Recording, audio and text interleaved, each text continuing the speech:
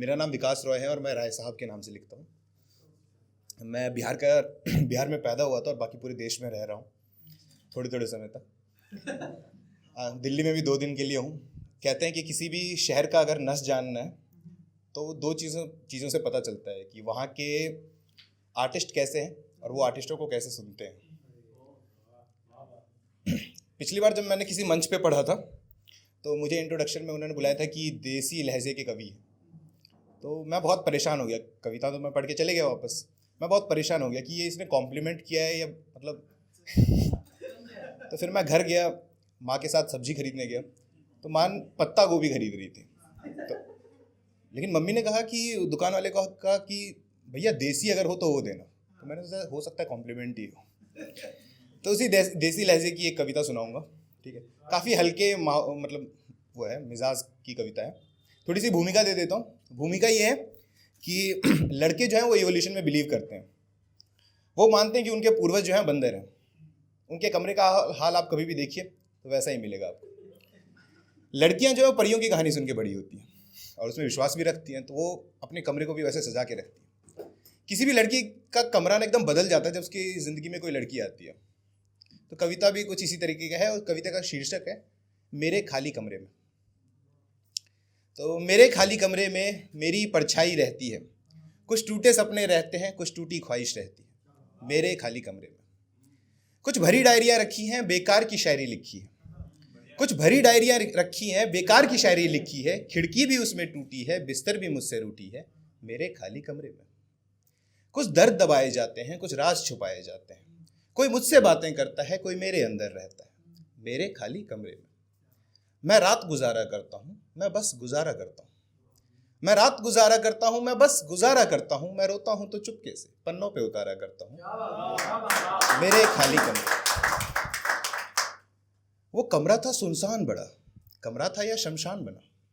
वो कमरा था सुनसान बड़ा, कमरा था या शमशान बना। बॉटल सिगरेट का ढेरा था, कमरे में बहुत अंधेरा था। मैं कमरे से बाहर निकला, एक लड़की से टकराया मैं। उस लड़की से टकराया तो उस लड़की का हो आया मैं। वो लड़की मानो चांदनी, वो लड़की मानो रागनी। वो लड़की थी या अप्सरा, वो लड़की थी या बाखुदा। बादल सी जुल्फें थी उसकी, आंखों में शरारत थी उसकी। बादल सी जुल्फें थी उसकी, आंखों में शरारत थी उसकी। चेहरे पे नूर का आलम था, होठों पे मस्ती थी उसकी। हम दोनों की फिर बात हुई, दिन बीत गया फिर रात हुई। फिर शुरू हुई एक प्रेम कथा, फिर से मिलने की बात हुई। कभी पिक्चर में, कभी मेले में, कभी भीड़ में, कभी अकेले में। हम दोनों की फिर बात बढ़ी, दोनों के बीच जज्बात बढ़ी। फिर बारी आया मिलने का, उसके और मेरे कमरे का। पर मेरा कमरा तो है खाली, वो यहाँ नहीं आने वाली।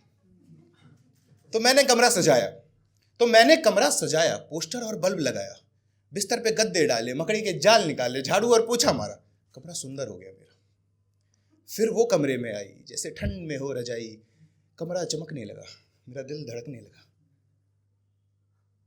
उसने फिर छुआ मुझे, कुछ तो फिर हुआ मुझे। उसने फिर छुआ मुझे, कुछ तो फिर हुआ मुझे। लगने लगा बहुत कुछ होगा, क्या पता किस्मत का ताला खुलेगा। उसने फिर छुआ मुझे, कुछ तो फिर हुआ मुझे। लगने लगा बहुत कुछ होगा, आज तो किस्मत का ताला खुलेगा। तभी लाइट गई गुम, नहीं पाया उसे चूम। तभी लाइट गई गुम, नहीं पाया उसे चूम। गलत था मेरा अप्रोच, उसके हाथ पे चढ़ा कॉकरोच। वो जोर से चिल्लाई, कमरे से बाहर आई। बोली कितने गंदे में रहते हो, कैसे ये सब सहते हो। बोली कितने गंदे में रहते हो, कैसे ये सब सहते हो। उसे मनाने मैंने अपनी शायरियां सुनाई, वो दोबारा मिलने नहीं आई। उसे मनाने मैंने अपनी शायरियां सुनाई, वो दोबारा मिलने नहीं आई। बची है मेरी तन्हाई और उसकी परछाई। कुछ टूटे सपने रहते हैं, अक्सर तन्हा रहते हैं। कुछ भरी डायरियां रखी हैं, बेकार की शायरी लिखी है। खिड़की भी उसमें टूटी है, बिस्तर भी मुझसे रूठी है। मेरे खाली कमरे में।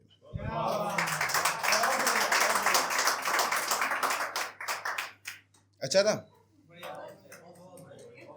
ये। जनरली मैं आइस ब्रेक करने के लिए ऐसे सुना देता हूँ, मजाक मस्ती। क्योंकि सीरियस मैसेज देने में ऐसे डायरेक्ट दो तो लोग लेते नहीं है, मतलब ऐसे। अब आ जाते हैं सीरियस मैसेज पे। वो है कि जैसे वर्षा ने कहा था कि उनकी भी मेरी भी फेवरेट मूवी तमाशा ही है, और वही वाली लाइन है। उससे इंस्पायर होकर मैंने एक कुछ लिखा था, वो है कि अगर तुम अपनी कहानी खुद नहीं लिखोगे तो कोई और तुम्हारी कहानी लिखेगा। और फिर वो कहानी हो सके तुम्हें पसंद आए ना आए, तो उसी पे है कि मैं समंदर भी हूँ, मैं हूँ आसमान भी। मैं समंदर भी हूँ, मैं हूँ आसमान भी। मैं मूर्ख भी हूँ, मैं हूँ विद्वान भी। मैं आग सा जलूँ, मैं हवाओं में बहूं, मैं थक जाऊं बैठकर, मैं भागता रहूं। मेरा रूप, मेरी चाल, मेरी जवानी लिखने वाले, तुम होते कौन हो मेरी कहानी लिखने वाले? तुम होते कौन हो मेरी कहानी लिखने वाले? और तुम तो अपनी मर्जी से अंतरे चुनोगे। तुम्हें पसंद आया तो अच्छा, वरना कुछ भी लिखोगे। तुम प्यार में तो मुझे अच्छा दिखाओगे, नाराजगी पे पन्ने फेंक आओगे। झूठी तारीफें और बदनामी लिखने वाले, तुम होते कौन हो मेरी कहानी लिखने वाले? और तुम लिखोगे मुझे किसी आम किरदार की तरह, मैं खुद को कहानी का नायक लिखूंगा। तुम लिखोगे मुझे किसी आम किरदार की तरह, मैं खुद को कहानी का नायक लिखूंगा। तुम अपने नजरिए से गिराओगे मुझे, मैं खुद को किसी लायक लिखूंगा। तुम अपने नजरिए से गिराओगे मुझे, मैं खुद को किसी लायक लिखूंगा। पैसों के लिए मेहरबानी लिखने वाले, तुम होते कौन हो मेरी कहानी लिखने वाले? और इसी का लास्ट पैराग्राफ है कि तुम अच्छा लिखते होगे, इसमें कोई शक नहीं। तुम अच्छा लिखते होगे, इसमें कोई शक नहीं। मेरी कहानी लिखने का पर तुम्हें हक नहीं। मैं जिंदगी की लकीरों के साथ छेड़छाड़ करता हूँ, मैं हार नहीं मानता, कोशिश बार बार करता हूँ। तुम्हारी कहानी में मैं मरता रहूँगा, दरअसल मैं हमेशा लड़ता रहूँगा। आग के दरिया को पानी लिखने वाले, तुम होते कौन हो मेरी कहानी लिखने वाले? एक छोटा सा प्रमोशन है कि मेरी ये किताब है, एक नोवेल है, उपन्यास है। जो भी रोमांस जॉनरे की नोवेल पढ़ता है, मैंने लिखी है। अगर आपको इंटरेस्ट हो तो मतलब मेरे से बात भी कर सकते हैं, नहीं तो आप खरीद भी सकते हैं अमेज़ॉन, फ्लिपकार्ट वगैरह पर। वंस आई वॉज अलाइव, ये जो मेरे हाथ में